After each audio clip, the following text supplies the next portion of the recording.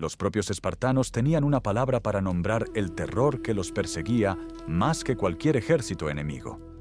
Esa palabra era oligantropía y significaba literalmente la enfermedad de la escasez de hombres. ¿No la inventaron para hablar de sus rivales? La usaban para describir el proceso lento e implacable por el cual su propia población ciudadana se contraía año tras año, generación tras generación, como una herida que nunca terminaba de cicatrizar y que ninguna victoria militar podía sanar de manera duradera. Y lo más perturbador de todo es que los intelectuales griegos de la época, entre ellos el filósofo Aristóteles, diagnosticaron esta enfermedad con una claridad asombrosa, señalando exactamente sus causas, sus mecanismos y sus consecuencias previsibles, mientras Esparta seguía avanzando, imperturbable y casi ciega ante el espejo que la historia le ponía enfrente, directamente hacia su propio precipicio. Para comprender por qué esto resulta tan extraordinario, necesitamos partir de un hecho que parece imposible. Esparta era una de las ciudades-estado más célebres del mundo griego, que durante largo tiempo prescindió de murallas urbanas, y esa ausencia no era un descuido ni una limitación técnica, sino una declaración filosófica de principios que lo explicaba todo sobre cómo se entendía a sí misma esa sociedad. Mientras Atenas, Corinto, Tebas y docenas de otras ciudades-estado construían muros imponentes para protegerse de los invasores, Esparta consideraba que los muros eran una señal de cobardía, una admisión de debilidad, una confesión de que sus ciudadanos no eran suficientemente buenos para defenderla sin necesidad de piedras y argamasa. Cuando un embajador extranjero preguntó una vez al rey espartano Agesilao dónde estaban las murallas de Esparta, el rey señaló a sus soldados formados en el campo y respondió sin vacilar: «Aquí están las murallas de Esparta, y cada una de esas piedras es un hombre». Esa confianza absoluta en el poder de sus guerreros estaba completamente justificada durante siglos.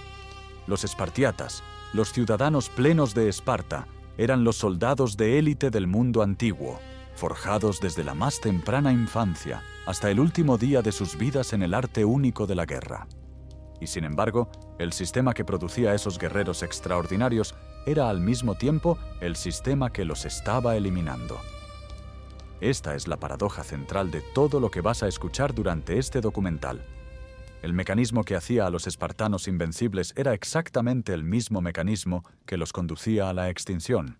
La agogé, el brutal sistema de educación militar estatal, separaba a los hombres de sus familias durante los años más fértiles de sus vidas. La sisitía, la comida comunal obligatoria, arruinaba económicamente a los ciudadanos más pobres y los despojaba de su estatus ciudadano. El cleros, el sistema de tierras asignadas a cada ciudadano como fundamento de su existencia cívica, fue erosionado, según la tradición antigua, por obra de una ley que concentró la riqueza en pocas manos, aunque los historiadores modernos debaten todavía el alcance de esa medida, e incluso si fue un acto legislativo único y no un proceso más gradual, y dejó a cientos de ciudadanos sin la base económica mínima para mantener su ciudadanía. Cada elemento del sistema espartano tenía una justificación lógica, incluso admirable, dentro de su propia coherencia interna, y cada elemento de ese mismo sistema contribuía al mismo tiempo, pieza por pieza, a desmantelar la única cosa que lo hacía posible: la existencia de suficientes ciudadanos plenos para que el engranaje siguiera girando. Aristóteles, escribiendo en el siglo IV a.C., fue brutalmente directo en su diagnóstico. En su obra La Política, observó que Esparta no pudo soportar ni siquiera su propia hegemonía sobre Grecia, y que esto ocurrió precisamente porque la ciudad carecía de hombres suficientes. El filósofo no estaba especulando con hipótesis abstractas, estaba describiendo una realidad que podía medirse con números concretos y devastadores. En los días de gloria del siglo V a.C., Esparta podía reunir entre 8.000 y 9.000 espartiatas en armas, ciudadanos plenos capaces de luchar en la falange. Un siglo después, en el momento de la batalla de Leuctra en el año 371 a.C., ese número había caído a menos de 2.000.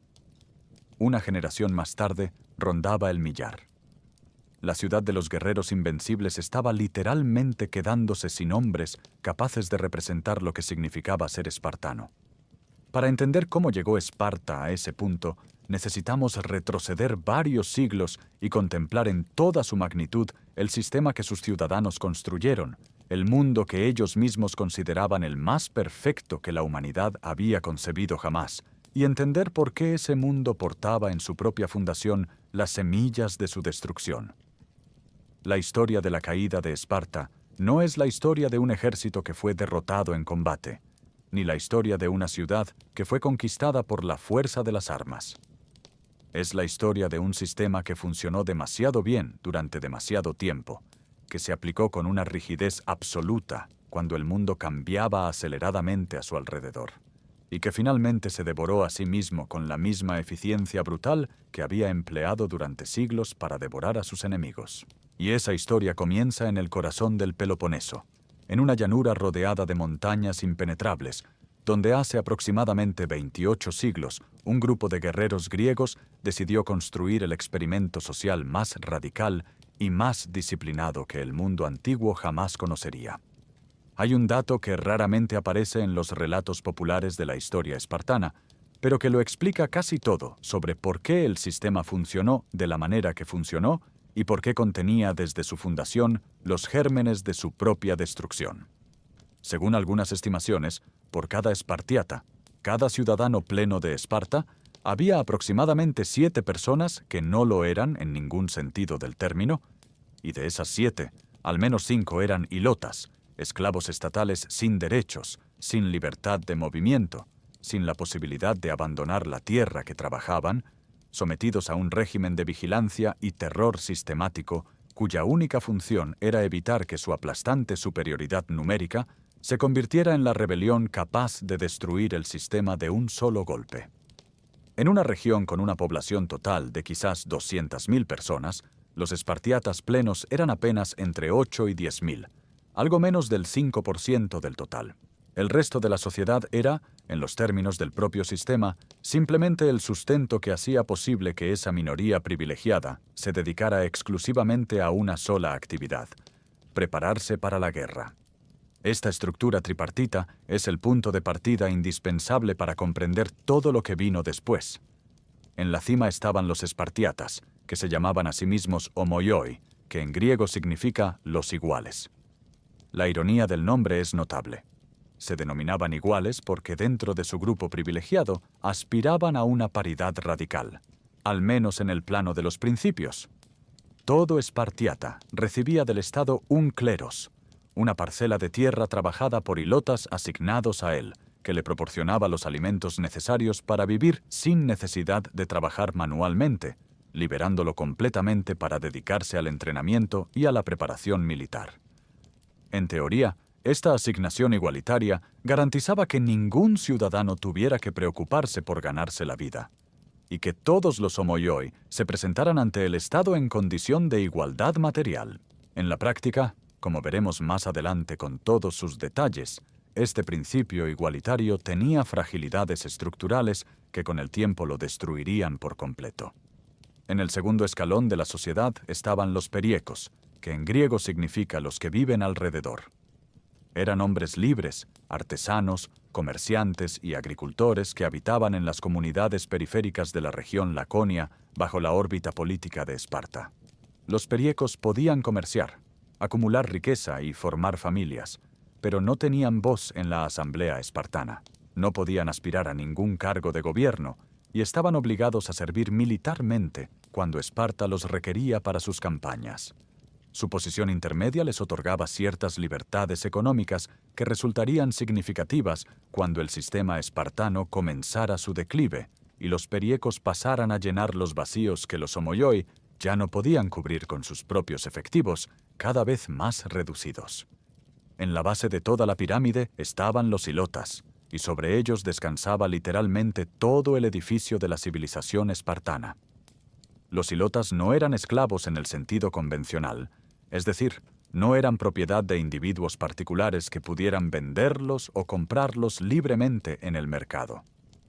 Eran esclavos del Estado, ligados a las tierras del cleros que trabajaban obligados a entregar al espartiata correspondiente una parte fija de la cosecha cada temporada, y sometidos a un sistema de vigilancia y terror cuyo propósito era muy preciso: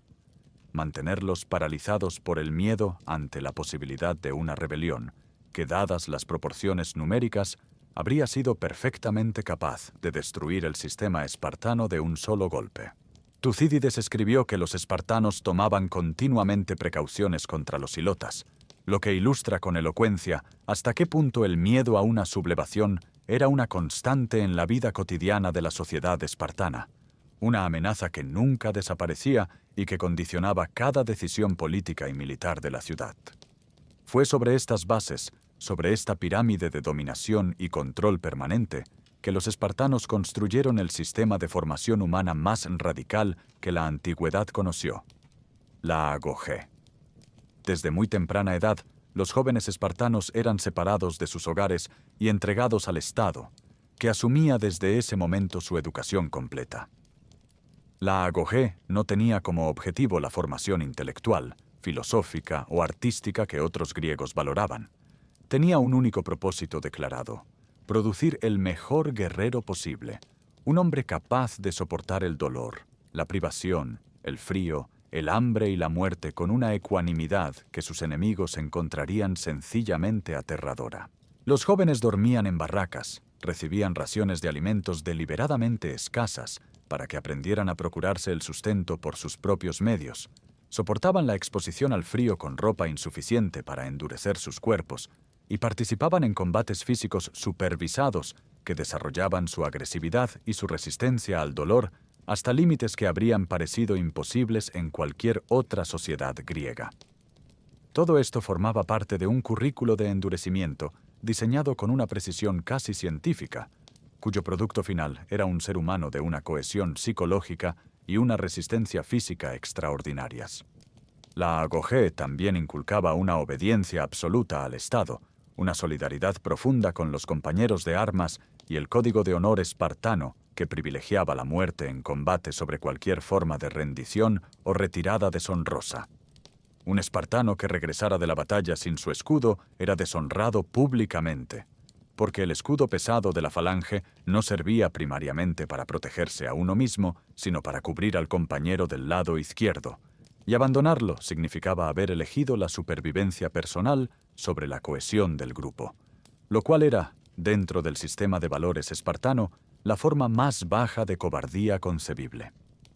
Este código producía guerreros de una disciplina y una determinación extraordinarias, capaces de mantener la formación bajo presiones que dispersaban a otros ejércitos. Pero también producía hombres que habían pasado los años más formativos de su vida completamente alejados de cualquier vida familiar, algo que tendría consecuencias demográficas que nadie calculó con la seriedad que la situación requería hasta que fue demasiado tarde para cambiar el rumbo.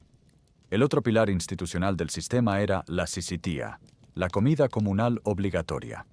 Todo espartiata adulto, independientemente de su rango o su edad, estaba obligado a comer cada día con su grupo de 15 compañeros en un comedor comunal donde todos aportaban mensualmente una cuota de alimentos: cebada, queso, aceite de oliva y una pequeña cantidad de vino. La comida era notoriamente frugal,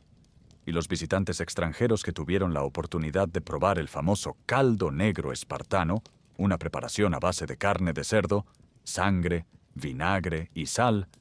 generalmente describían la experiencia con expresiones de manifiesto disgusto. El rey Dionisio de Siracusa, tras probarlo en una visita a Esparta, comentó que ahora comprendía perfectamente por qué los espartanos no temían a la muerte. Pero la función de la sisitía no era gastronómica sino política y social. Al obligar a todos los ciudadanos a comer juntos cada día sin excepción, Esparta mantenía la cohesión del grupo, vigilaba la condición física de sus guerreros y garantizaba que ningún ciudadano se distanciara del colectivo por razones de riqueza, estatus o preferencia personal. Esta institución, sin embargo, contenía una trampa que los legisladores originales quizás no previeron en toda su gravedad estructural. La cuota mensual era exigible a todos sin ninguna excepción, y el ciudadano que no pudiera pagarla perdía automáticamente su estatus de espartiata pleno, descendiendo a la categoría de hipomeion, que significa inferior, una condición social degradada de la que era prácticamente imposible recuperarse dentro del sistema.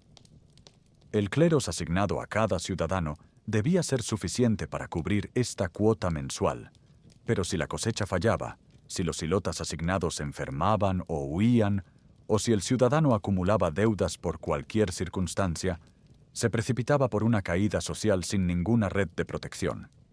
Y una vez convertido en hipomeion, ya no tenía derecho a votar en la asamblea, no podía acceder a cargos de gobierno, y no contaba en las filas de los guerreros ciudadanos que eran el fundamento y la razón de ser del sistema. Esta trampa económica, combinada con las largas ausencias que imponía la agogé y la vida permanente en las barracas militares, constituía el primer eslabón de la cadena que llevaría irremediablemente a la oligantropía, la enfermedad demográfica que terminaría devorando a Esparta desde su interior. Imagina a un hombre de 22 años que lleva 5 años casado, pero que en ese tiempo ha visto a su esposa en no más de una docena de ocasiones, siempre de noche, siempre en secreto, siempre con la precaución calculada de quien se infiltra en territorio hostil, escabulléndose de las barracas militares en la oscuridad, caminando en silencio por las calles de la ciudad dormida, entrando por la puerta trasera de la casa familiar y escapando antes del amanecer para regresar a su puesto antes de que alguien notara su ausencia. Esto no era una fantasía literaria ni una exageración dramática, sino la vida matrimonial completamente normal de un espartano joven. Y la cultura espartana no solo lo toleraba, sino que lo presentaba como una virtud. La separación forzada de los esposos durante los primeros años del matrimonio era considerada un mecanismo que intensificaba el deseo, mantenía el vigor físico del guerrero y evitaba el ablandamiento sentimental que podría comprometer su efectividad en combate. El resultado práctico, sin embargo, era que las parejas espartanas podían estar legalmente casadas durante una década entera sin haber convivido de manera continua ni por un solo mes.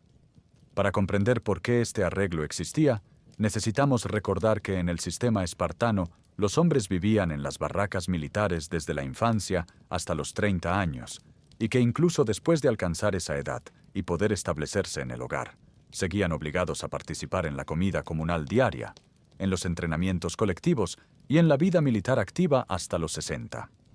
A los 30 años, un espartano podía finalmente vivir con su esposa de manera abierta y sin disimulo, pero los años más fértiles de la pareja, la época entre los 20 y los 30 en que los griegos consideraban más apropiada la formación de una familia, habían transcurrido en encuentros clandestinos y separaciones impuestas por un sistema que valoraba la disciplina colectiva por encima de cualquier necesidad individual o familiar. El matrimonio espartano tenía además una peculiaridad que asombraba y desconcertaba a todos los visitantes del mundo griego. Se realizaba mediante un ritual de rapto simbólico, en el que el novio simulaba llevarse a la novia por la fuerza antes de la unión formal, para retornarla luego a su casa de origen y continuar la relación en visitas nocturnas secretas hasta que llegara el momento en que ambos pudieran convivir abiertamente. Plutarco, el escritor grecorromano que nos dejó la descripción más detallada de las costumbres espartanas, explicó que este sistema se fundamentaba en la creencia de que los encuentros espaciados y cargados de anticipación producirían más vitalidad en la descendencia que la convivencia continua y rutinaria, aunque lo que produjo en la práctica fue una reducción sistemática del tiempo reproductivo disponible para cada pareja durante sus años de mayor fertilidad. Sin embargo, el sistema matrimonial era solo una parte del problema demográfico, y quizás no la más grave. La dimensión económica que agravaba la situación es igualmente estructural y se deriva directamente de la lógica de la parcela hereditaria. Según la tradición que nos ha llegado, cada espartiata heredaba del Estado una parcela de tierra que se transmitía indivisa al hijo mayor para evitar la fragmentación que la haría insuficiente para sostener a un ciudadano pleno. Pero esta lógica creaba una consecuencia terrible para los demás hijos de cada familia. Si el mayor heredaba la parcela completa, los hermanos restantes quedaban sin tierra, y sin tierra no podían cubrir la cuota de la comida comunal, y sin cubrir esa cuota caían en la condición de ciudadanos de categoría inferior y perdían la ciudadanía plena. Los descendientes de un espartiata podían terminar siendo ciudadanos de segunda clase simplemente por haber nacido en el orden equivocado dentro de la familia. Una crueldad del sistema que era completamente ciega a cualquier consideración de mérito personal o de lealtad al Estado. Esta situación creaba un incentivo perverso y demográficamente devastador. Para evitar que sus descendientes cayeran en la pobreza ciudadana, las familias espartanas tendían a limitar voluntariamente su número de hijos, prefiriendo tener 1 o 2 a tener 4 o 5, porque con una sola parcela era imposible mantener a más de uno en el estatus de ciudadanos plenos. El sistema que supuestamente valoraba la producción de guerreros por encima de todo lo demás, estaba en realidad desincentivando activamente el nacimiento de esos guerreros, creando una presión sistemática hacia las familias pequeñas en una sociedad que desesperadamente necesitaba familias grandes para mantener su masa ciudadana crítica. Hubo legisladores espartanos que reconocieron este problema y trataron de contrarrestarlo mediante incentivos directos. Según los testimonios conservados en las obras de Plutarco y otros autores antiguos, Esparta eximía del servicio militar obligatorio a los padres de 3 hijos y concedía aún más privilegios sociales a quienes tenían 4, una política que reconocía implícitamente que el sistema tal como estaba diseñado no producía la descendencia que necesitaba para sobrevivir a largo plazo. El mero hecho de que semejantes exenciones hubieran sido siquiera necesarias es una señal reveladora de la profundidad del problema.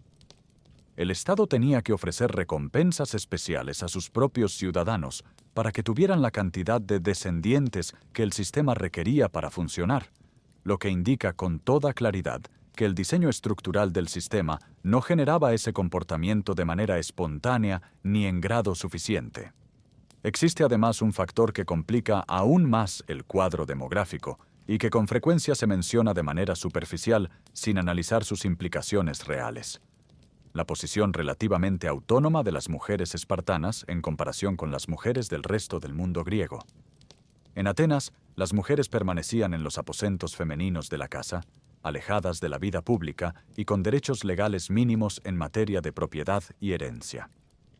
En Esparta, las mujeres salían a la calle, realizaban ejercicio físico en público, participaban activamente en la vida social de la ciudad y tenían derechos legales considerablemente más amplios en cuestiones de herencia y administración de propiedades familiares. Esta autonomía relativa era el resultado lógico e inevitable de la ausencia permanente de los hombres. Con los espartanos en las barracas desde la infancia y en campaña durante buena parte de su vida adulta, las mujeres debían ser capaces de administrar las propiedades familiares con total independencia y real competencia. Aristóteles, escribiendo desde los prejuicios de su época y de su propia formación filosófica, criticó duramente este aspecto del sistema espartano, señalando que la libertad de las mujeres espartanas era una de las causas centrales del declive de la ciudad. Independientemente del juicio moral que se haga sobre este punto, su observación apuntaba a un mecanismo histórico concreto de consecuencias enormes: la concentración progresiva de tierras en manos de mujeres con propiedades heredadas sería, como veremos en el capítulo siguiente, uno de los procesos más destructivos para la masa ciudadana espartana. La conjunción de todos estos factores, la tardanza del matrimonio, las separaciones prolongadas impuestas por la vida en las barracas, el desincentivo económico a tener varios hijos, la concentración hereditaria de la tierra, formaba una trampa invisible de la que el sistema no podía escapar sin reformarse radicalmente,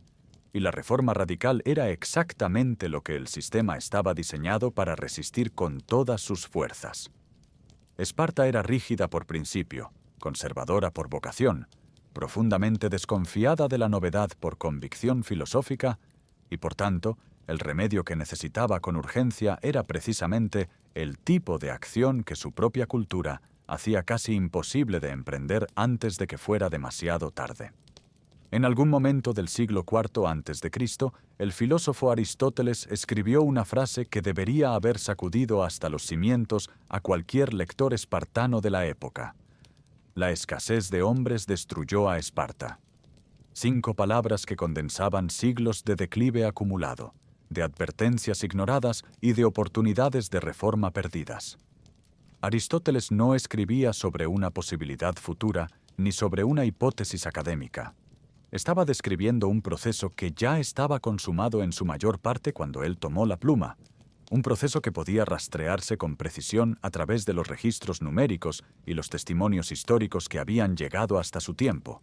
Y los números que ese proceso había producido eran tan devastadores que resulta casi incomprensible que el sistema espartano hubiera podido sobrevivir tanto tiempo como lo hizo. Para apreciar la magnitud del colapso demográfico, necesitamos anclar las cifras en sus contextos históricos específicos. En el año 480 a.C., durante las guerras médicas contra la invasión persa de Grecia, los historiadores estiman que el total de espartiatas ascendía a aproximadamente 8.000, aunque el número efectivamente movilizado en cada campaña concreta era considerablemente menor. A ellos se sumaban miles de periecos y aliados del Peloponeso, que completaban el ejército total. Era la fuerza militar más potente del mundo griego, y su núcleo de ciudadanos plenos era suficientemente numeroso para sostener la falange espartana como la unidad de combate más temida del Mediterráneo. Apenas 110 años después, en la batalla de Leuctra del año 371 a.C., el ejército espartano podía presentar apenas unos centenares de espartiatas en total, cifra cuya precisión exacta sigue siendo objeto de debate entre los historiadores modernos. En el año 331 a.C., en la batalla de Megalópolis, los espartanos pusieron en el campo unos escasos 700 ciudadanos plenos. La caída, medida en términos puramente numéricos, representaba aproximadamente un 90% del total en el espacio de 150 años, un colapso demográfico sin paralelo en ninguna otra sociedad griega de la época. La primera catástrofe mayor en esa serie de golpes acumulados fue el gran terremoto del año 464 a.C., un evento sísmico que las fuentes antiguas describen como extremadamente destructivo, aunque tanto la extensión real de los daños como el número de víctimas son objeto de debate entre los historiadores modernos. Las crónicas antiguas hablan de miles de espartiatas muertos en el derrumbe y de pérdidas gravísimas para la ciudadanía, pero la magnitud real de esas bajas no puede establecerse con fiabilidad, dado el carácter habitualmente exagerador de las fuentes antiguas sobre este evento. En cualquier sociedad con mecanismos normales de recuperación demográfica, una pérdida de esta magnitud habría sido reparable en 2 o 3 generaciones mediante una tasa elevada de nacimientos. Pero en una sociedad que ya generaba menos descendencia de la que necesitaba para mantener su número estable, el terremoto fue un golpe del que el sistema nunca pudo recuperarse completamente, porque las mismas estructuras que impedían el crecimiento demográfico en tiempos de paz también impedían la recuperación acelerada después de una pérdida masiva. El terremoto tuvo además una consecuencia política inmediata que agravó enormemente la situación. Aprovechando el caos de la destrucción y la momentánea desorganización de la guarnición espartana, los hilotas de la región de Mesenia se sublevaron en lo que la historia conoce como la Tercera Guerra Mesenia, la más peligrosa y prolongada rebelión que los espartanos habían enfrentado hasta ese momento. Los rebeldes mesenios se atrincheraron en la fortaleza natural del monte Itome y resistieron el asedio durante casi 10 años, requiriendo una concentración constante de fuerzas espartanas que drenaba recursos humanos y materiales de manera ininterrumpida. La guerra terminó con la expulsión de los rebeldes, pero su costo fue enorme, y su lección estratégica fue perturbadora. La base económica del sistema espartano, la producción agrícola de los hilotas en las fértiles tierras del sur del Peloponeso, era permanentemente vulnerable a la resistencia activa de quienes la sustentaban con su trabajo forzado. La Guerra del Peloponeso, que se extendió desde el año 431 hasta el 404 a.C., añadió otra capa de sangría demográfica que las recuperaciones parciales entre conflictos no habían tenido tiempo suficiente de reparar. Aunque Esparta salió victoriosa de ese conflicto devastador, 27 años de guerra continua habían requerido movilizaciones repetidas de sus ciudadanos más jóvenes y más fuertes,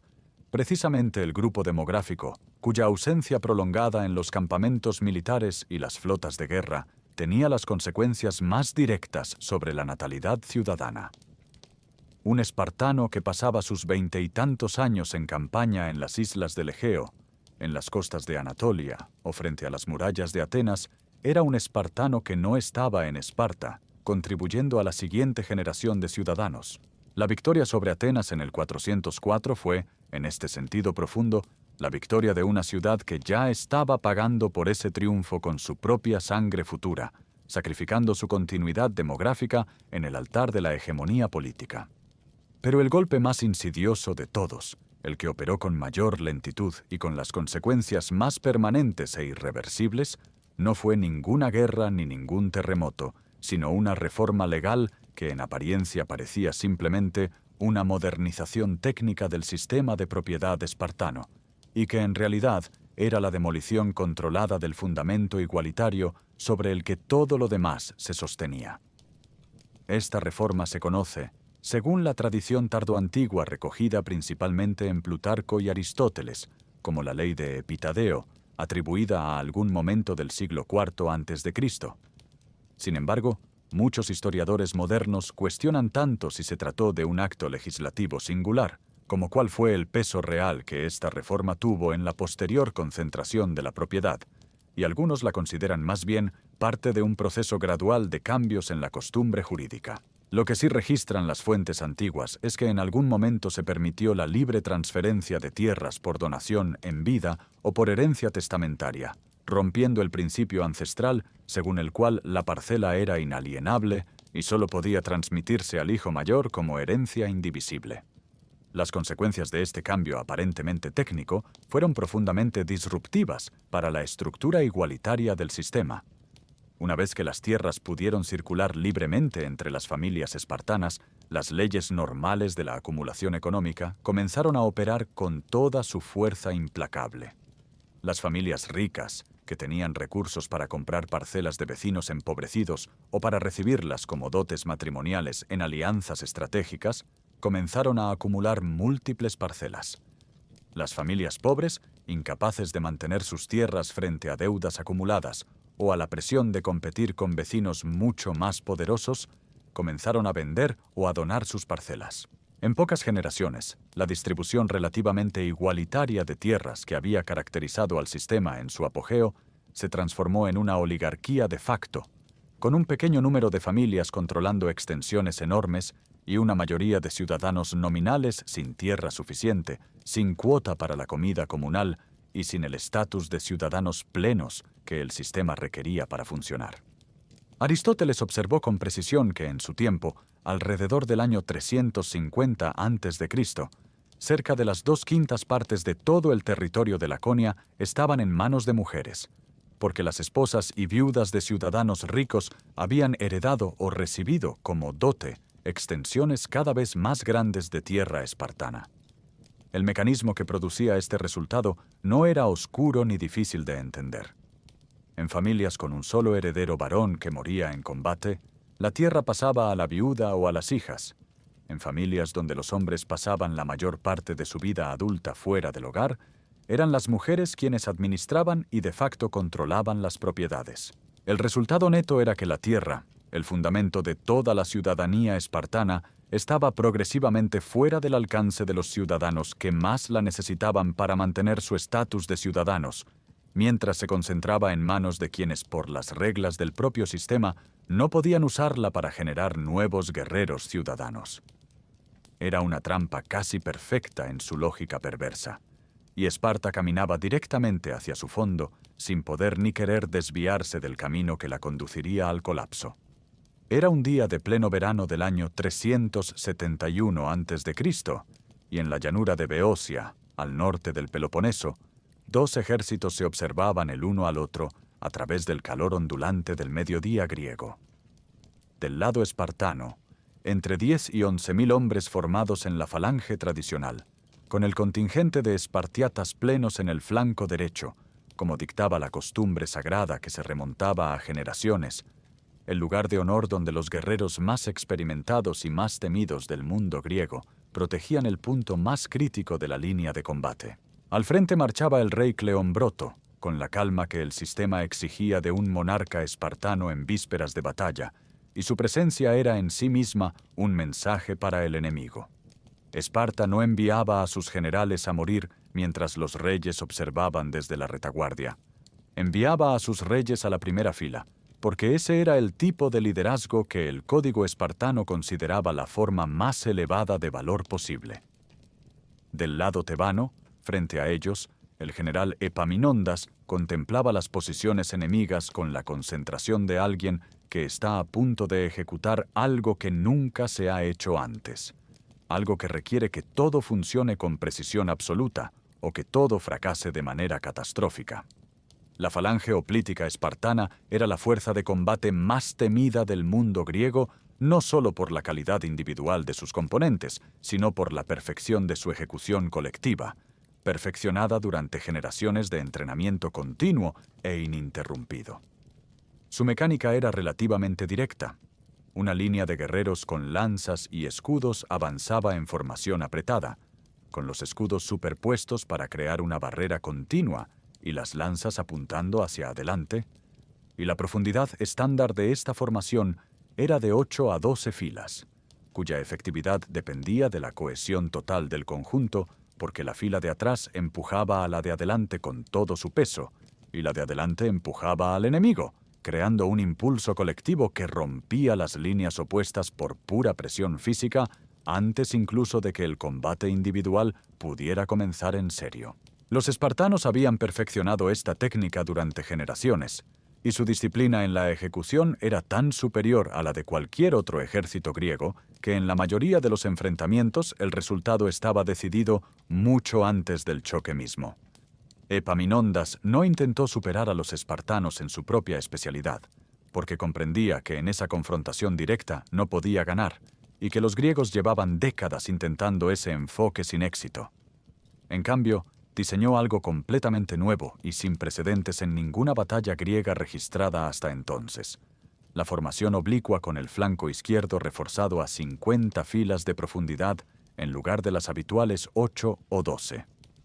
Piensa en lo que esto significaba en términos físicos. Mientras la línea espartana tenía 12 filas de profundidad, el flanco izquierdo tebano tenía 50, y además contenía al batallón sagrado de Tebas, la unidad de élite formada por 150 parejas de compañeros de combate, unidos por juramento de no abandonarse mutuamente ni ante la muerte. Una cohesión que los propios espartanos habrían reconocido y respetado. La masa de esa formación, el impulso de 50 filas de hombres bien entrenados, avanzando juntos hacia un único punto de impacto, era simplemente irresistible en términos de física pura, y estaba dirigida con precisión quirúrgica hacia el flanco derecho espartano, donde combatían los homoioi plenos y donde marchaba el propio rey Cleombroto.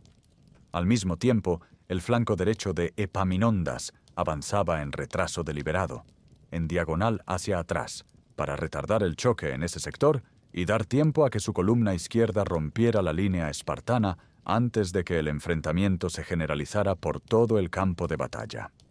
El resultado fue exactamente lo que Epaminondas había calculado con fría exactitud durante semanas de preparación minuciosa.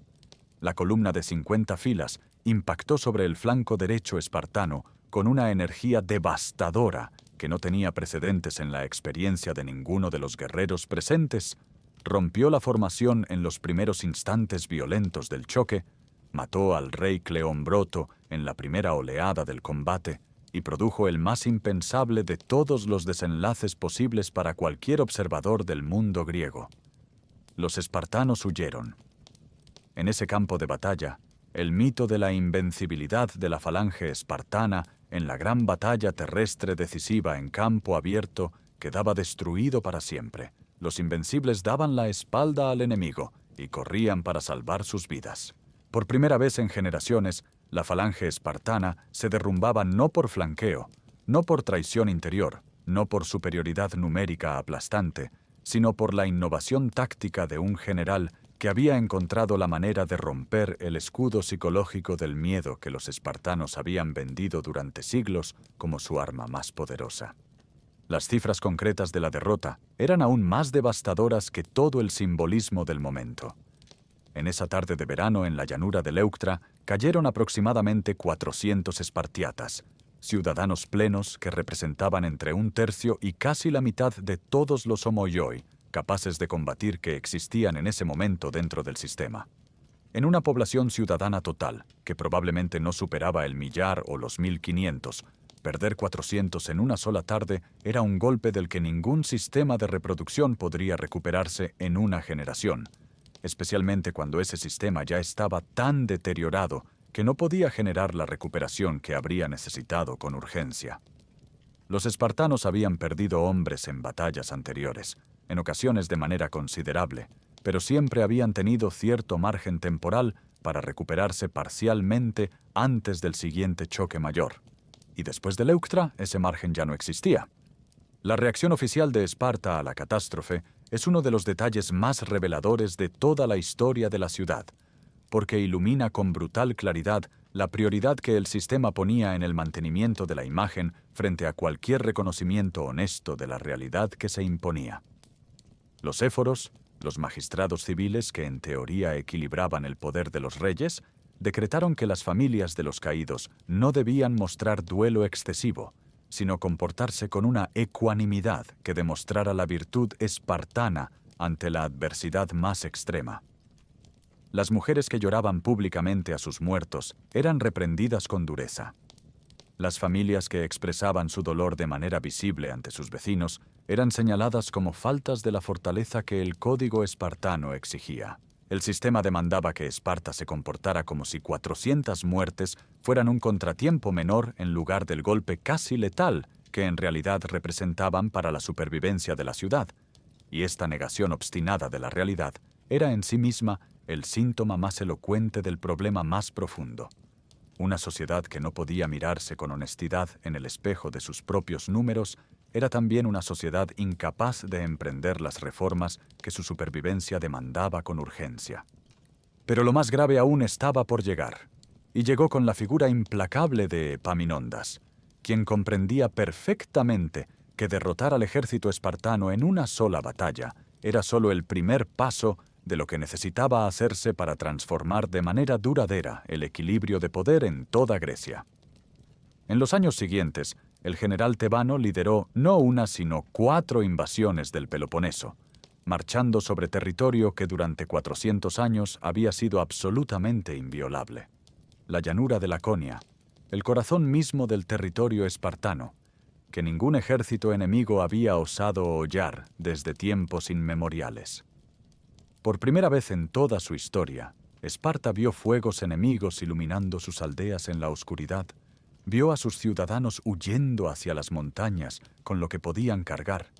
vio con sus propios ojos la vulnerabilidad que durante generaciones había negado con tanto empeño y tanta convicción. La invulnerabilidad geográfica que había sustentado durante siglos la certeza psicológica espartana sobre su propio destino había desaparecido para siempre, y con ella algo profundamente fundamental en la autocomprensión de la ciudad.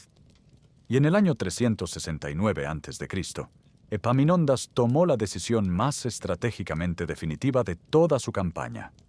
Liberó a decenas de miles de ilotas mesenios y refundó la ciudad de Mesene como polis independiente con murallas imponentes, garantizando que ningún ejército espartano pudiera reconquistarla con facilidad en el futuro previsible. De un solo movimiento, Esparta había perdido las tierras más fértiles de su territorio, la mayor parte de su fuerza de trabajo esclava y la base económica sobre la cual descansaba la ciudadanía de la mayoría de sus homoioi. Sin ilotas que cultivaran la tierra, los cleros eran simplemente terrenos baldíos sin valor productivo. Sin cleros productivos, los ciudadanos no podían cubrir la cuota de la sisitia. Sin la cuota de la sisitia, caían en la condición de hipomeiones. Y los hipomeiones no contaban en la falange, que era exactamente lo que Esparta necesitaba con desesperación para recuperar lo que en Leuctra y en los años siguientes había perdido de manera irreversible. Si estás disfrutando este documental hasta aquí, te pedimos un favor muy sencillo. Dale a me gusta en este video y compártelo con alguien a quien le apasione la historia antigua, porque ese gesto tan pequeño nos ayuda enormemente a que más personas puedan descubrir estas historias que llevan siglos esperando ser contadas con toda su profundidad y su complejidad. Hay una imagen que resume mejor que ninguna otra la contradicción fundamental que destruyó a Esparta desde su interior. Una imagen que probablemente ningún espartano de los siglos anteriores habría podido concebir sin experimentar una mezcla de horror e incredulidad. Un almirante espartano, vencedor de la guerra más larga y devastadora de la historia griega, regresando a Esparta cargado de riquezas que el propio código de la ciudad había prohibido durante generaciones,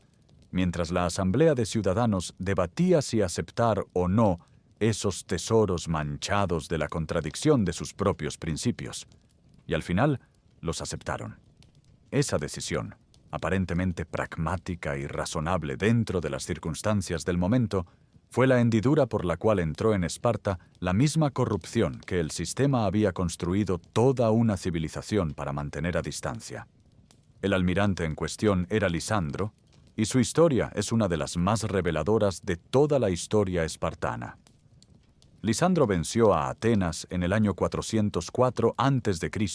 gracias a una combinación de brillantez táctica, alianza estratégica con Persia y la explotación implacable de los errores atenienses durante la guerra del Egeo. Cuando las flotas atenienses quedaron destruidas en la batalla de Egospótamos y Atenas se rindió hambrienta tras el asedio del año siguiente, el mundo griego contempló algo que no había creído posible: la derrota completa de la ciudad que había personificado durante un siglo la democracia, la filosofía y el poder naval del Mediterráneo oriental. Y fue Lisandro quien encarnó ese triunfo con una energía y una personalidad que resultaban profundamente incómodas para los valores que Esparta decía representar. Lisandro acumuló durante sus años de mando una influencia personal y política que no tenía precedentes en la historia espartana. Instauró gobiernos de élite afines a Esparta en las ciudades sometidas, colocó a hombres de su confianza personal en posiciones de poder en todo el mundo egeo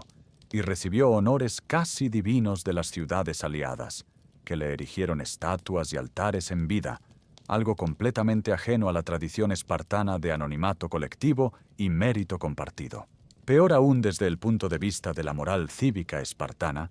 Lisandro mantuvo contacto directo con inmensos flujos de dinero, tributos y riquezas que las ciudades sometidas enviaban a Esparta como reconocimiento de la hegemonía. Y aunque la evidencia concreta sobre su enriquecimiento personal es materia de debate entre los historiadores modernos, su trayectoria dejó en la mentalidad espartana una sospecha duradera y profundamente dañina sobre los efectos corruptores del poder sostenido y de la riqueza acumulada, sin la vigilancia que el sistema solo podía ejercer dentro de sus propias fronteras. Pero el problema de Lisandro era en realidad el síntoma de algo muchísimo más profundo y generalizado que la ambición de un solo individuo. Cuando Esparta asumió la hegemonía sobre el mundo griego después del año 404, miles de soldados, oficiales y administradores espartanos fueron desplegados en guarniciones por todo el Egeo, por las ciudades de la costa de Anatolia y por las islas del Mediterráneo oriental.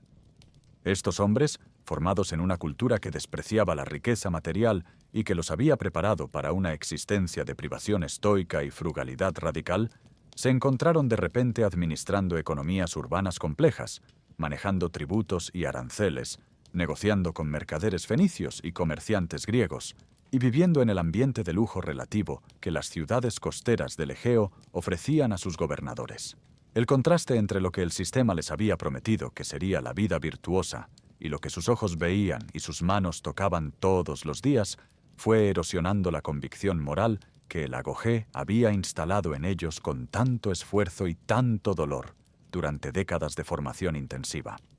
Tucídides ya había observado, con su habitual penetración analítica, que los espartanos fuera de su ciudad tendían a comportarse de manera radicalmente diferente a cómo se comportaban dentro de ella, adoptando los hábitos y las costumbres del entorno que habitaban con una rapidez que sugería que los valores del sistema no estaban tan profundamente arraigados como la leyenda espartana pretendía.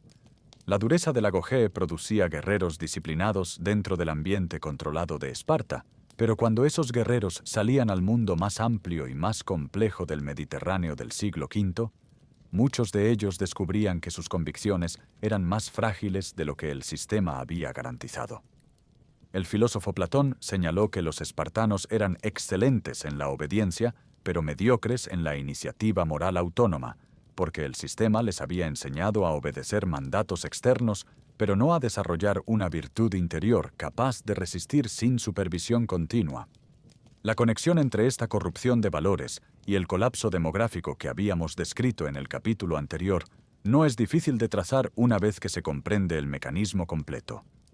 La concentración de riqueza que la ley de Epitadeo había hecho posible fue acelerada enormemente por el flujo de dinero y tributos que entró en Esparta durante su siglo de hegemonía.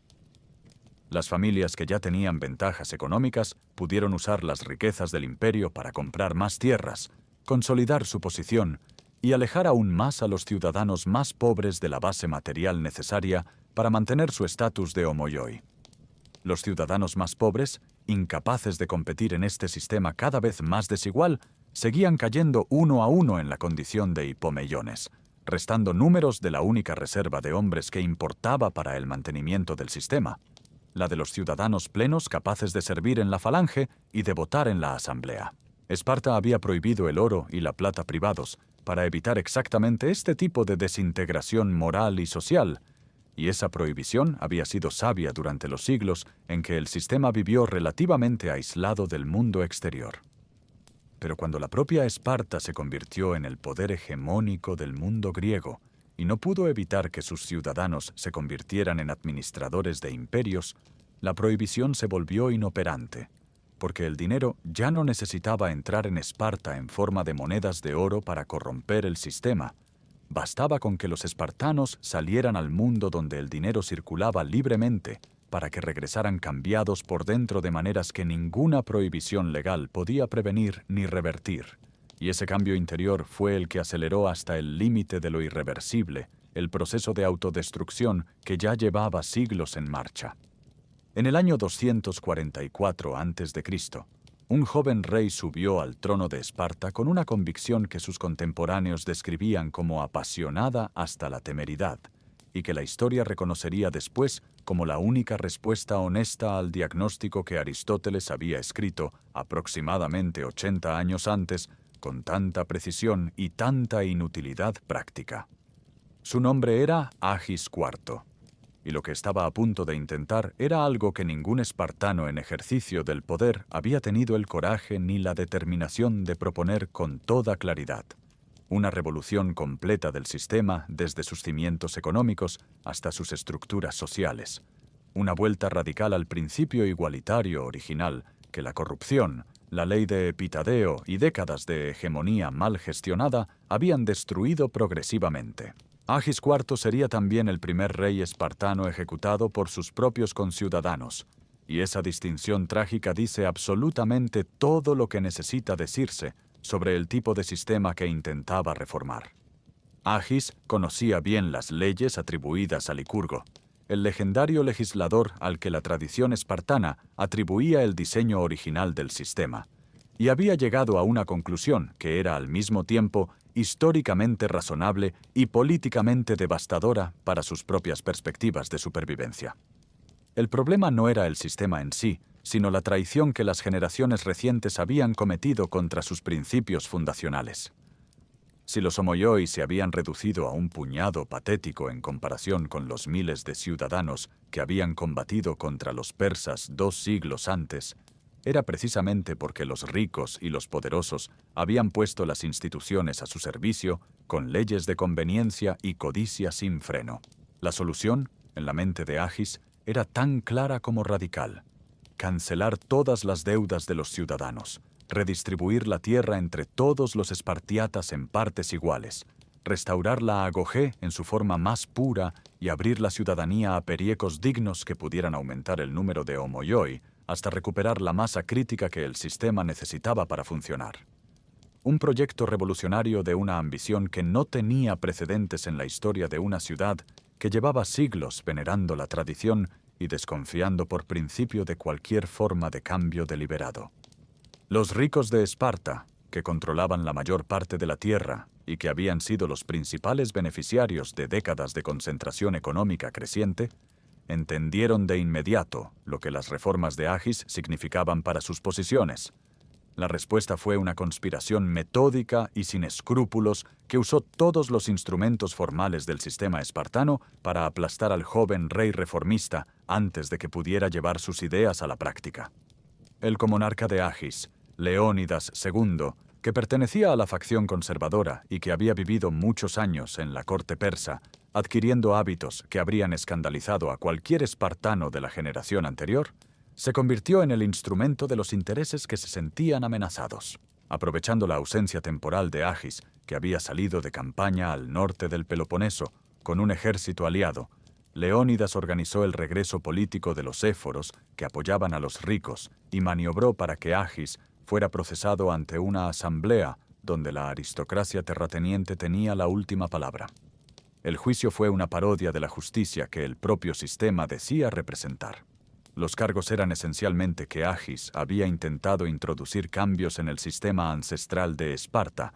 algo que cualquier observador honesto habría descrito como exactamente lo que la ciudad necesitaba con urgencia para sobrevivir a mediano plazo.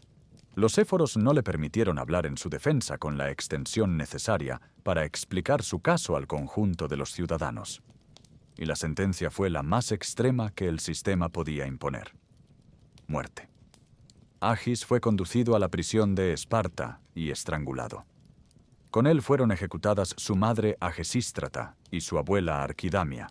las dos mujeres que habían apoyado su proyecto reformista y que formaban parte de las familias más antiguas y más respetadas de la ciudad. Cuando la madre de Agis fue arrastrada a la cámara donde yacían ya los cuerpos de su hijo y de su suegra, sus últimas palabras, según las recoge Plutarco, fueron que esperaba que aquella actuación fuera al menos de algún beneficio para Esparta. No lo fue. Cleómenes III era yerno de Agis y había heredado su visión política junto con su determinación, pero a diferencia de su predecesor, Cleómenes comprendió que un rey que intentara reformar el sistema por medios formales y legítimos sería destruido exactamente como Agis había sido destruido, porque los mismos mecanismos institucionales que teóricamente garantizaban el orden del Estado estaban completamente capturados por los intereses que más tenían que perder con cualquier reforma real. Cuando Cleómenes finalmente actuó, en el año 227 a.C., lo hizo con una decisión que eliminaba de un solo golpe el obstáculo principal. Una noche, sus tropas más leales rodearon las casas de los éforos y los mataron a todos menos a uno que escapó en la confusión. Al amanecer siguiente, Cleómenes anunció la abolición del eforado, la cancelación de todas las deudas ciudadanas y la redistribución de las tierras entre un número ampliado de ciudadanos que incluiría por primera vez a periecos calificados y a extranjeros residentes con suficiente arraigo en la ciudad. En cuestión de semanas, el número de ciudadanos plenos de Esparta saltó de apenas unos 700 a varios miles. El crecimiento más rápido de la masa ciudadana que la ciudad había experimentado en toda su historia tardía. Por un brevísimo momento, parecía que la reforma podía funcionar. Cleómenes revitalizó el ejército espartano con la energía de los nuevos ciudadanos. Retomó la iniciativa militar en el Peloponeso y logró una serie de victorias que recordaban a un mundo griego, ya habituado a considerar a Esparta una potencia del pasado que la ciudad podía todavía sorprender a sus enemigos cuando se lo proponía con suficiente determinación. Pero las reformas de Cleómenes aterrorizaron a la clase propietaria griega en general, no solo en Esparta, porque lo que proponía era el tipo de revolución que los ricos de todas las ciudades griegas vivían aterrorizados ante la posibilidad de verla extenderse como un incendio por todo el Peloponeso. La Liga Aquea, que encabezaba Arato de Sisión, buscó el apoyo del reino de Macedonia, y el rey Antígono Dosón respondió con un ejército que combinaba la superioridad numérica con la tecnología militar macedónica y sus lanzas de más de 6 metros de longitud, que hacían a la falange macedónica considerablemente más poderosa que la falange hoplítica tradicional espartana. En el año 222 a.C., los dos ejércitos se encontraron en Selasia, al norte de Esparta. El resultado fue la derrota más completa de toda la historia militar espartana posterior a Leuctra, y a diferencia de aquella batalla, esta no dejaba ningún espacio para reorganizarse y continuar, porque el ejército macedónico persiguió los restos de las fuerzas de Cleómenes sin darles oportunidad de reagruparse en territorio propio. Cleómenes huyó a Egipto, donde el rey Ptolomeo III le había ofrecido refugio, pero cuando ese rey murió y su sucesor cambió de política, Cleómenes quedó virtualmente prisionero en Alejandría sin perspectivas de regreso ni de apoyo político o militar. Intentó una última revuelta desesperada, recorriendo las calles de Alejandría e instando a los ciudadanos libres a que se sumaran a él, pero el llamado no recibió la respuesta necesaria,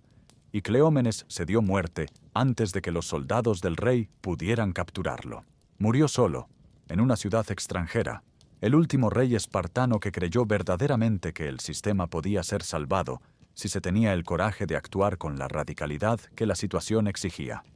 La historia más trágica de toda la historia de Esparta no es la de ninguna batalla perdida, sino la de estos dos hombres, Agis y Cleómenes, que fueron destruidos no por los enemigos de Esparta, sino por el propio sistema espartano que con tanta convicción y tanto sacrificio intentaban salvar de sí mismo. Imagina la escena. Un senador romano adinerado, viajando por Grecia como parte del recorrido cultural que la élite romana de los siglos I y II de nuestra era consideraba parte indispensable de su formación, deteniéndose en la ciudad de Esparta para contemplar algo que los guías locales vendían como auténtica tradición milenaria. Ante él, en el altar de la diosa Artemis Ortia, se celebraba el antiguo rito de resistencia que los guías presentaban como símbolo vivo de la dureza espartana de antaño.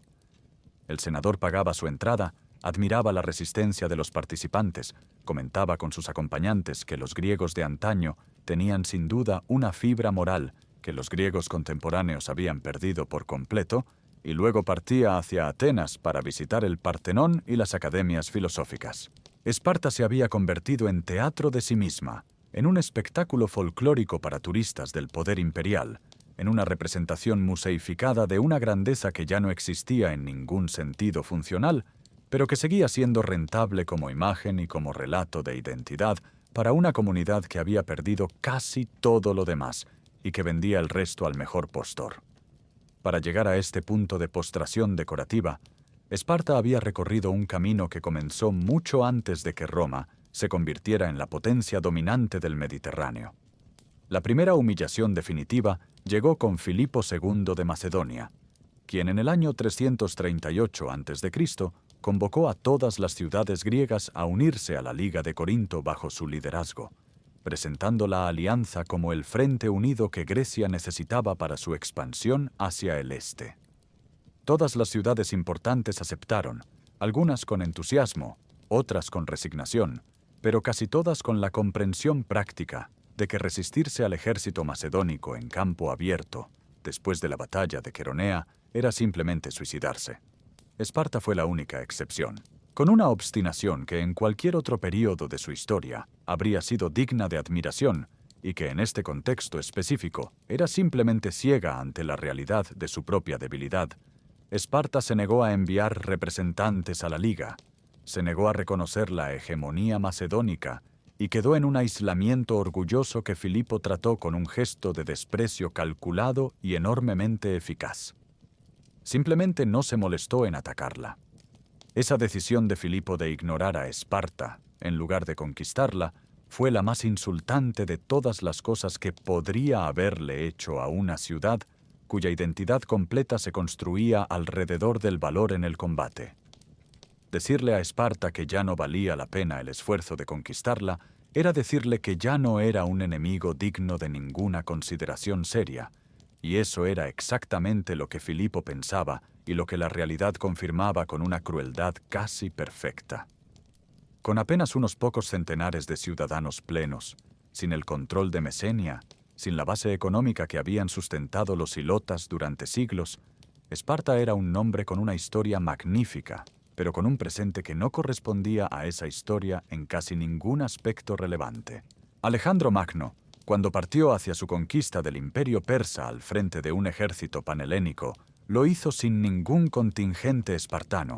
y este detalle fue tan notorio para los observadores de la época que algunos cronistas de la campaña Lo señalaron específicamente como el símbolo más elocuente de cuánto habían cambiado los equilibrios de poder dentro del mundo griego en el espacio de apenas 2 generaciones. El episodio más notable de la fase tardía de la independencia espartana es el de Nabis, el último gobernante verdaderamente independiente de Esparta, que llegó al poder alrededor del año 207 a.C.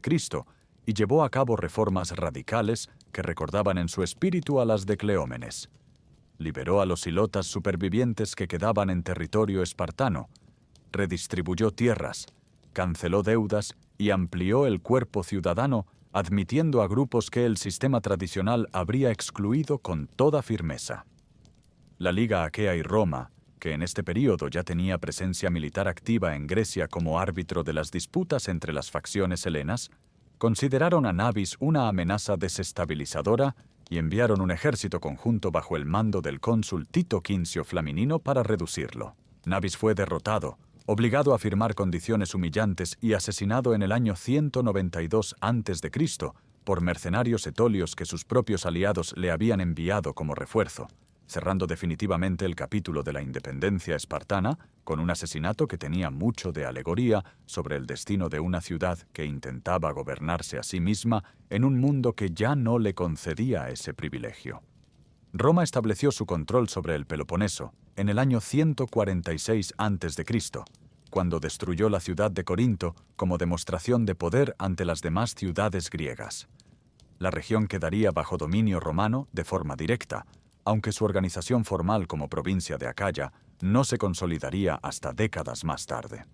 Esparta fue incorporada a este nuevo orden con un estatuto peculiar que revelaba con exactitud el lugar que Roma le asignaba en su propio imaginario cultural. Fue tratada como ciudad libre, conservó sus instituciones formales y no recibió ninguna guarnición permanente. Pero esta autonomía era más simbólica que real, porque ninguna decisión política importante de la ciudad podía contradecir los intereses romanos sin desencadenar consecuencias inmediatas y desproporcionadas. El resultado fue la institucionalización del anacronismo espartano como valor turístico y como curiosidad cultural para la élite imperial que viajaba por el mundo griego en busca de experiencias que alimentaran su nostalgia por grandezas que consideraba superiores a todo lo que su propia época podía ofrecer. Los autores de los siglos I y II de nuestra era, desde Cicerón hasta Plutarco pasando por el geógrafo Pausanias, visitaron Esparta y escribieron sobre ella con la combinación de fascinación nostálgica y condescendencia imperial, que caracteriza la manera en que los poderes dominantes contemplan los relictos de grandezas pasadas. Esparta era interesante no por lo que era, sino por lo que había sido, y los propios espartanos, comprendiendo este mecanismo con una lucidez que honra su pragmatismo, aunque difícilmente pueda llamarse dignidad, comenzaron a cultivar deliberadamente esa imagen de museo viviente para atraer los recursos que el turismo cultural romano podía proporcionarles. Así, la ciudad que había despreciado el dinero y el comercio durante siglos terminó vendiéndose a sí misma como entretenimiento a los mismos romanos que la habían incorporado a su mundo como una provincia más. Era la última paradoja de una historia construida enteramente sobre paradojas. En el año 267 de nuestra era, una banda de guerreros de origen germánico conocidos como érulos llegó al Peloponeso desde el norte con la violencia brutal y sin dirección estratégica que caracterizaba a los pueblos que comenzaban a presionar las fronteras del Imperio Romano en ese periodo de crisis generalizada. Los érulos no venían a gobernar ni a establecerse. Venían a saquear, y saquearon con una eficiencia que no hacía distinciones entre lo sagrado y lo profano, entre lo históricamente valioso y lo ordinario, entre las ciudades que todavía conservaban algo de su antiguo esplendor y las que ya eran poco más que aldeas con nombres ilustres. Esparta, la ciudad que 800 años antes había considerado que no necesitaba murallas porque sus propios guerreros bastaban como toda defensa, fue saqueada y sufrió un duro golpe a manos de aquellos invasores sin que nada comparable a una resistencia organizada pudiera registrarse en los documentos que han llegado hasta nosotros. No es que los habitantes de Esparta en el siglo III de nuestra era carecieran de coraje o de voluntad de defender su hogar. es que ya no había suficientes de ellos con la cohesión institucional y el entrenamiento necesarios para actuar como una fuerza colectiva, y los que había no compartían ninguno de los rasgos institucionales que habían hecho de sus antepasados los guerreros más temibles del mundo antiguo.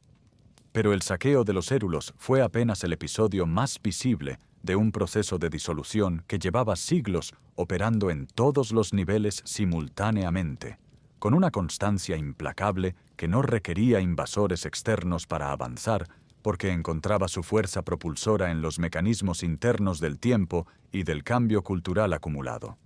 El proceso comenzó con el idioma, como suele comenzar en la mayoría de las disoluciones culturales profundas. El dórico espartano, esa variante particular del griego antiguo que los conquistadores dorios habían llevado al Peloponeso siglos antes y que había conservado rasgos arcaicos que otras variantes del griego habían abandonado hacía mucho tiempo, fue cediendo progresivamente ante el griego koiné, la variante común que el imperio de Alejandro había extendido por todo el mundo mediterráneo oriental como lengua de la administración, del comercio y de la cultura. Este proceso de sustitución lingüística es absolutamente normal en la historia de todas las civilizaciones y no constituye por sí solo ningún tipo de decadencia moral o intelectual. Es simplemente la adaptación de las comunidades al medio lingüístico dominante que las rodea y les permite participar en el intercambio más amplio de su época. Pero en el caso espartano tiene un significado particular, porque el idioma era uno de los pocos elementos identitarios que los descendientes de los ciudadanos espartanos podían conservar cuando todo lo demás del sistema original había desaparecido. Y cuando ese hilo también se soltó, la continuidad se volvió casi imposible de sostener con honestidad histórica. La arquitectura siguió un camino paralelo. Los templos que los espartanos habían construido para sus divinidades particulares, el santuario de Artemis Ortia, donde se realizaban las ceremonias de iniciación, los altares de Ares, que los espartanos veneraban con una devoción comprensible en una sociedad construida enteramente alrededor del combate, los espacios sagrados de Apolo en Amiclai y de Zeus en las afueras de la ciudad, todos ellos fueron siendo progresivamente abandonados, transformados o directamente demolidos a medida que el cristianismo se extendía por el Imperio Romano y necesitaba espacios para sus propios ritos en las comunidades que se convertían. El proceso no fue uniformemente violento ni instantáneo. En muchos casos fue simplemente la consecuencia práctica de que las comunidades que antes sostenían económicamente los cultos paganos se convirtieron al cristianismo y dejaron de financiar y mantener los templos que ya no les resultaban necesarios. Pero el resultado final fue que los espacios físicos donde la religiosidad espartana había existido durante siglos, donde los guerreros habían jurado sus compromisos ante los dioses de la ciudad y donde los jóvenes habían pasado los rituales de iniciación que los hacían miembros plenos de la comunidad, desaparecieron del paisaje urbano de Laconia sin dejar en muchos casos más que los cimientos sobre los cuales las nuevas generaciones construirían sus propias iglesias dedicadas a un dios completamente diferente. Los visigodos que devastaron el territorio laconio alrededor del año 400 de nuestra era completaron la destrucción física que los érulos habían comenzado un siglo y medio antes, y con ellos se cerró el período en que todavía podía hablarse de algún tipo de continuidad institucional reconocible entre la antigua Esparta y los habitantes de la región. Las personas que vivían en lo que había sido el territorio espartano en los siglos IV y V de nuestra era eran, en términos culturales, religiosos e institucionales, ciudadanos del Imperio Romano tardío que hablaban griego koiné, practicaban el cristianismo y se ganaban la vida en la agricultura o en el comercio local sin ninguna conexión funcional con la agogé, la sisitia, el cleros, ni ninguna otra institución del sistema espartano clásico. Algunos de ellos conocían el nombre de sus antepasados famosos, conservaban quizás algunas leyendas fragmentadas sobre la gloria pasada, y podían señalar los lugares donde habían estado los templos y los edificios públicos de la antigua ciudad. Pero eso no los hacía espartanos en ningún sentido que sus propios antepasados del siglo V antes de Cristo habrían reconocido como significativo. Del mismo modo en que conocer el nombre de Rómulo no convierte a nadie en ciudadano de la República Romana. El fin definitivo de cualquier pretensión de continuidad llegó con la fundación de Mistra en el siglo XIII de nuestra era, cuando los cruzados francos que habían penetrado en el Peloponeso durante las guerras de la Cuarta Cruzada construyeron una fortaleza sobre una colina a pocos kilómetros de las ruinas de la antigua Esparta. Mistra se desarrolló como una ciudad medieval de carácter griego-bizantino que tuvo su propio período de esplendor cultural durante los siglos XIV y XV, convirtiéndose en un centro de la cultura tardía del Imperio bizantino y produciendo filósofos y teólogos de notable importancia, entre ellos Gemisto Pletón, uno de los últimos grandes pensadores del mundo griego antes de la caída de Constantinopla. Pero Mistra no era Esparta en ningún sentido histórico real. Era una ciudad nueva, con una cultura nueva, con una religión nueva, con una lengua diferente, construida sobre un territorio que había sido espartano 1500 años antes, pero que en el intervalo había pasado por tantas capas de transformación cultural y demográfica que la conexión entre ambas era geográfica, pero no histórica en ningún sentido que vaya más allá de la coincidencia del suelo. La llama que los espartanos del siglo VII a.C. habían encendido con tanto esfuerzo y tanto dolor se había apagado mucho antes de que las primeras piedras de Mistra fueran colocadas sobre aquella colina laconia, y el silencio con que esa llama se había extinguido era quizás el testimonio más elocuente de todo lo que Esparta había sido y de todo lo que, con el tiempo y sin un solo gesto dramático, había dejado de ser para siempre. Regresemos al punto de partida, al enigma con el que comenzamos este recorrido de 25 siglos, porque ahora tenemos todas las piezas necesarias para responderlo con la honestidad y la precisión que merece. La ciudad que nunca necesitó murallas, porque sus guerreros eran su única defensa, la civilización del mundo antiguo que forjó el núcleo espartano del destacamento griego, capaz de detener durante 3 días al gigantesco ejército persa de invasión, desapareció no porque un ejército superior la destruyera en un instante decisivo, sino por un conjunto de causas que se reforzaban entre sí. Y una de las más determinantes fue que sus propios ciudadanos dejaron de tener suficientes hijos para reemplazarse entre sí, y ese proceso de vaciamiento lento ocurrió precisamente a través de las instituciones que el sistema más valoraba y con mayor orgullo defendía. La respuesta a la paradoja con que comenzamos no es simple, ni tampoco es única, y esa falta de simplicidad es exactamente lo que la hace verdaderamente valiosa como lección histórica. La caída de Esparta no tuvo una causa, sino una cadena de causas que se alimentaban mutuamente y que en conjunto formaban un mecanismo de autodestrucción tan perfecto en su lógica interna como el mecanismo de producción de guerreros que Esparta había construido con tanto orgullo durante generaciones. El primer eslabón de esa cadena fue la agogé, que separaba a los hombres de sus familias durante los años más fértiles de sus vidas. Reducía el tiempo reproductivo disponible de cada pareja a encuentros clandestinos y tardíos, y producía guerreros de excelencia extraordinaria, a un costo demográfico que nadie calculó honestamente hasta que fue demasiado tarde para alterar el rumbo. El segundo eslabón fue la sisitia, que con su cuota mensual inalienable convertía la pobreza no en una desgracia recuperable, sino en una pérdida permanente e irreversible del estatus ciudadano, desincentivando sistemáticamente la natalidad en las familias que no podían garantizar el sustento de múltiples hijos dentro del sistema. El tercer eslabón fue el cleros, con su lógica hereditaria concentradora, que la ley de Epitadeo transformó en un mecanismo de oligarquía de facto que destruyó en pocas generaciones el principio igualitario sobre el que toda la legitimidad del sistema descansaba. El cuarto eslabón fue la corrupción que el contacto con el mundo exterior introdujo en los valores de una cultura que había sido capaz de mantener su integridad en el aislamiento, pero que se desintegró moralmente cuando sus propios guerreros tuvieron que convertirse en administradores de imperios, manejando dinero y riquezas que su propio código les enseñaba a despreciar y que sin embargo comenzaron a desear con una intensidad que el sistema no tenía ningún mecanismo real para contener desde adentro. Y el quinto eslabón, el que quizás condena más definitivamente a Esparta ante el tribunal de la historia, fue la incapacidad de reformarse a tiempo la rigidez absoluta de un sistema que estaba diseñado para resistir el cambio y que aplicó esa resistencia también cuando el cambio era lo único que podía salvarla. Lo más devastador de ese quinto eslabón es que Esparta no careció de diagnóstico ni de personas capaces de proponer las reformas necesarias con la claridad y el coraje que la situación requería.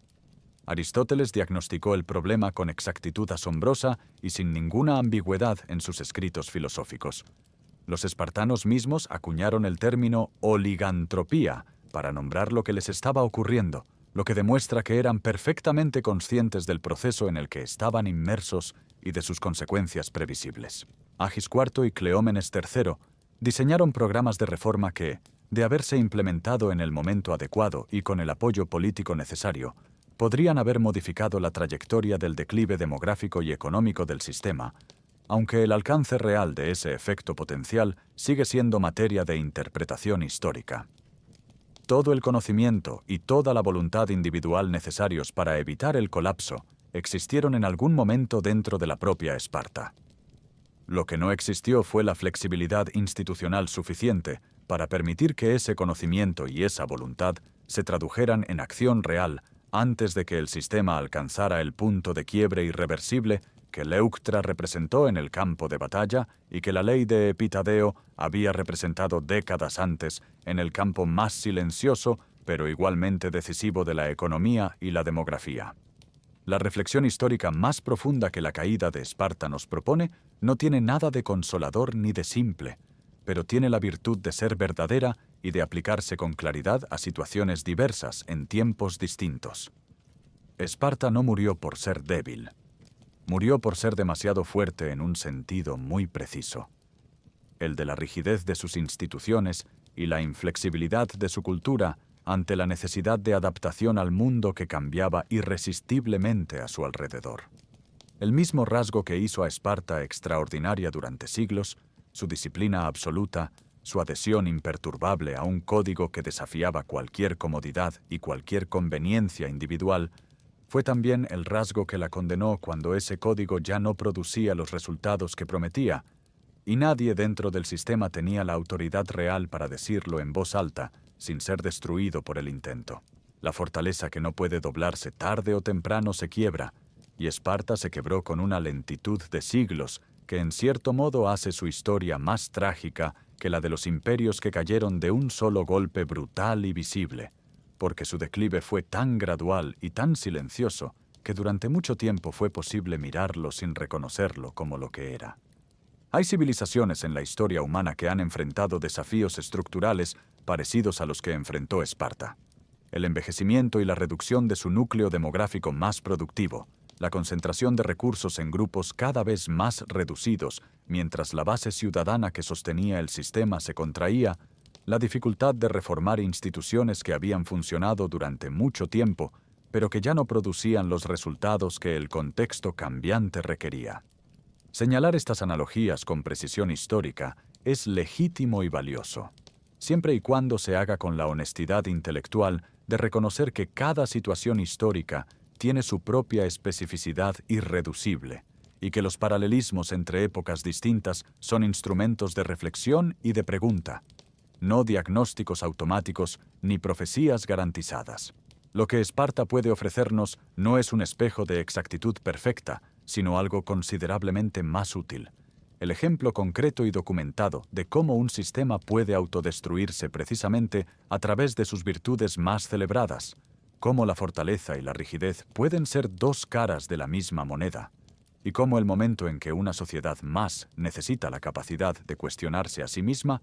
es también el momento en que esa capacidad resulta más difícil de ejercer, porque el costo de ejercerla es exactamente lo que el sistema ha entrenado a sus miembros más comprometidos a temer por encima de cualquier otra cosa. Los 300 espartanos que murieron en las Termópilas en el año 480 a.C. pasaron a la historia como el símbolo de la resistencia hasta el fin, del honor por encima de la supervivencia, del valor que no negocia con la cobardía ni con la conveniencia del momento. Y ese simbolismo es genuino y poderoso, y no hay ninguna razón para disputarlo ni para reducirlo. Pero la historia completa de Esparta, la que no termina en las Termópilas, sino en los siglos de silencio progresivo, que siguieron a Leuctra y a Selasia, y a las invasiones de los érulos y los visigodos, la que termina en el Koiné, que reemplazó al dórico, y en las iglesias que se construyeron sobre los altares de Ares, esa historia completa nos dice algo igualmente verdadero y considerablemente más útil para cualquier comunidad que quiera comprender cómo sobrevivir en el tiempo,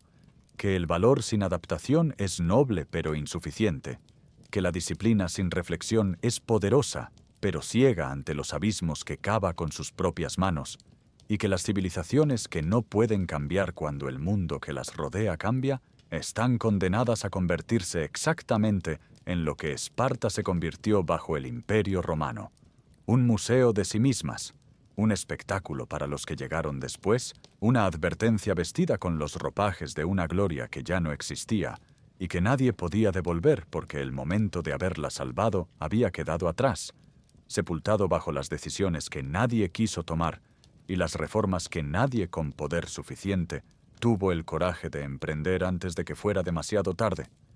Si llegaste hasta aquí, eso dice algo sobre ti.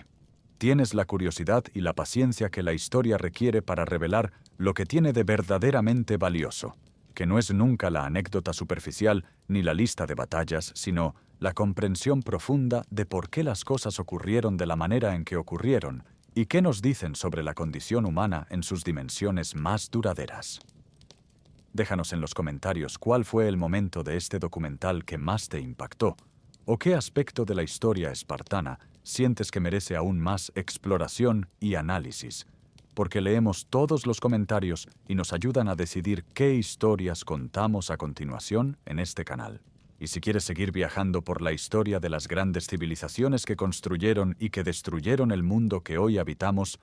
suscríbete ahora y activa la campanita, porque tenemos muchas historias más esperando ser contadas con la misma profundidad y la misma pasión que pusimos en este documental sobre la ciudad más extraordinaria y más contradictoria de la antigüedad. Nos vemos en el próximo viaje.